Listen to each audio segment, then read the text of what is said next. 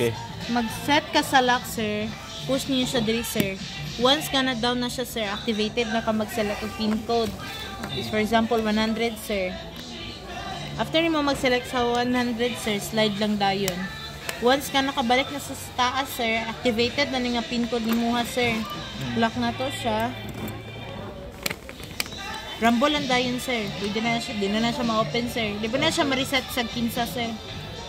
Same process sa gapon sa pag-select sa pin codes ay pag-set sa pin code, sir. Per kinahanglan naka-align to inyong pin code, sir. Kaya kung naka-rumble siya, digid na siya ma-open, sir. Okay.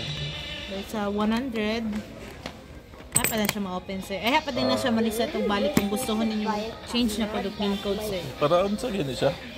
Kani siya, sir, sa TSA ni sir, kung ano siya, sir, kanang custom. Custom. Okay, example, nga sila wala na scan sa inyong luggage. Ay, haran nila i-open, sir, and kanang nani, sir. Kung wala mag-TSA, sir, wala i-yabi, i-force to open nila, sir.